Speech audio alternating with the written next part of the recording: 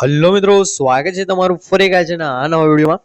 આજના આ વિડીયોમાં આપણે જોવાના છીએ રેશન કાર્ડ ધારકો માટે આ મહિને મળશે 7 વસ્તુઓ મફત અને 35 કિલો અનાજ વિતરણ થશે. તો કયું 35 કિલો અનાજ વિતરણ થવાનું છે અને કઈ એ 7 વસ્તુઓ છે તે બધું જ આજે આપણે આ વિડીયોમાં જાણવાના છે. અને તમને એ પણ જણાવશું કે કઈ 7 વસ્તુઓ કેટલા કિલોમાં તમને મળશે અને એના રૂપિયા કેટલા લાગશે, અને 35 કિલો અનાજ જે આપણને મફત વિતરણ કરવાના છે તો તેના કેટલા પૈસા લાગશે અને કેટલું કયું અનાજ કેટલા કિલો આવશે તે પણ આજે આપણે આ વિડીયોમાં જોવાના છીએ. તો વિડીયોને છેલ્લે સુધી જોતા રહેજો.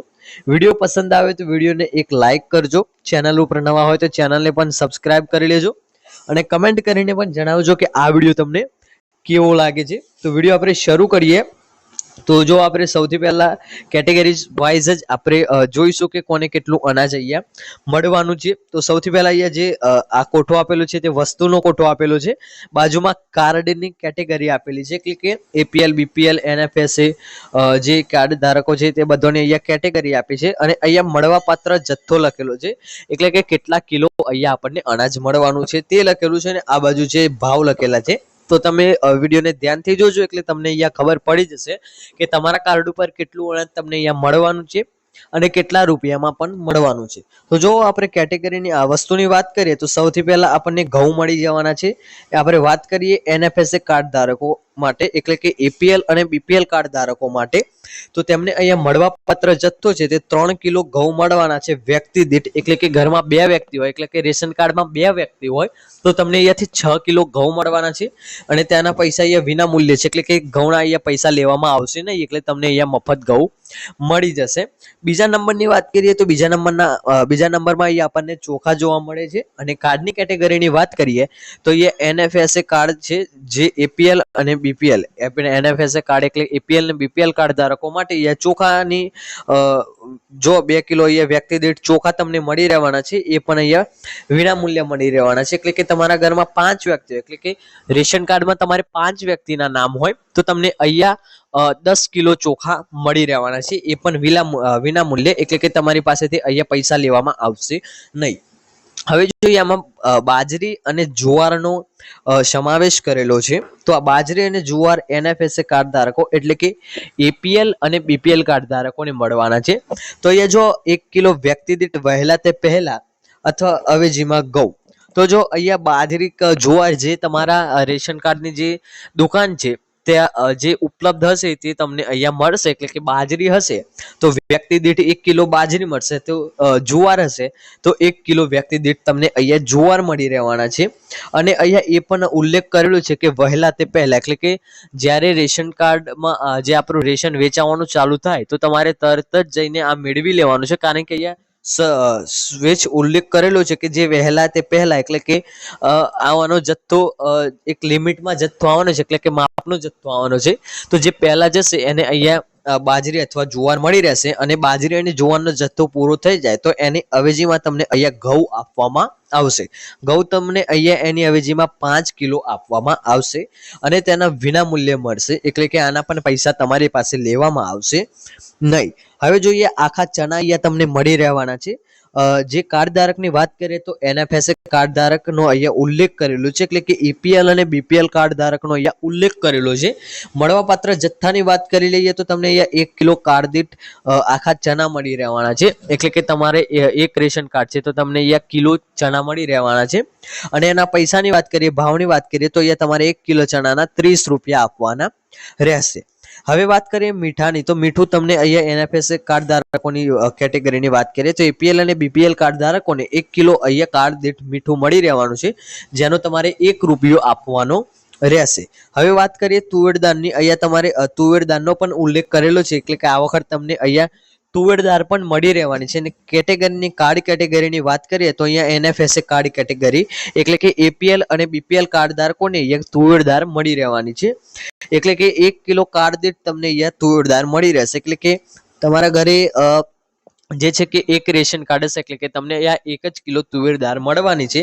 આમાં નવેમ્બર 2024 માટે દાળની 50% મુજબની ફાળવણી કરવામાં આવેલ છે, એટલે કે જે આપણે નવેમ્બર મહિનો છે એટલે કે દાળની 50% મુજબની ફાળવણી કરવામાં આવેલ છે. અને એના પૈસાની એના ભાવની વાત કરી લઈએ તો એ તમારે 50 રૂપિયા અહીંયા 1 કિલો તુવેર દાળના આપવાના રહેશે. હવે વાત કરીએ ખાંડની, તો ખાંડ અહીંયા તમને ફક્ત બીપીએલ કાર્ડ ધારકને જ ખાંડ મળી રહેવાની છે. અહીંયા એપીએલ કાર્ડ ધારકનો ઉલ્લેખ કરેલો નથી. તો અહીંયા 350 ગ્રામ વ્યક્તિ દીઠ જે છે ખાંડ આપવામાં આવશે. એટલે કે તમારા ઘરમાં 2 વ્યક્તિ હશે, રેશન કાર્ડમાં 2 વ્યક્તિના નામ હશે, તો તમને અહીંયા જે છે કે 700 ગ્રામ ખાંડ મળશે એમ, એટલે કે એક વ્યક્તિની 350 ગ્રામ ખાંડ. અને નવેમ્બર 2024માં ખાંડની 50% મુજબની ફાળવણી કરવામાં આવેલ છે, એટલે કે અહીંયા તુવેર દાળના જેમ જ અહીંયા જે 50% જે છે એની ફાળવણી કરવામાં આવેલી છે. એની ભાવની વાત કરીએ તો તમારી પાસે અહીંયાથી 22 રૂપિયા લેવામાં આવશે ખાંડના. તો ટોટલ અહીંયા જે પૈસાની વાત કરીએ તો આમાં જો ઘઉંના પૈસા લેવામાં નહીં આવે, ચોખાના પૈસા લેવામાં નહીં આવે, બાજરી જુવારના પૈસા લેવાના નહીં આવે, એટલે કે એ તમારે લેવાના આવશે તો ફક્ત આખા ચણા લેવાના, આખા ચણાના પૈસા આપવાના રહેશે, એટલે કે એના 30 રૂપિયા, મીઠાનો 1 રૂપિયા આપવાનો રહેશે, 31 રૂપિયા, તુવેર દાળના 50 રૂપિયા આપવાના રહેશે, એટલે કે એવા 50, 60, 70 ને 71 રૂપિયા, અને ખાંડના 22 રૂપિયા આપવાના રહેશે, એટલે કે અહીંયા તમારે કુલ ટોટલ 100 રૂપિયાની આસપાસ પૈસા આપવાના રહેશે એપીએલ અને બીપીએલ કાર્ડ ધારકોને. અને જે એપીએલ કાર્ડ ધારક છે એમને અહીંયા ખાંડ મળવાની નથી, એટલે કે એમને 22 રૂપિયા ઓછા આપવાના રહેશે. હવે વાત કરી લઈએ અંત્યોદય કાર્ડ ધારકોની, કે તેમને અહીંયા કેટલો જથ્થો મળી રહેવાનો છે.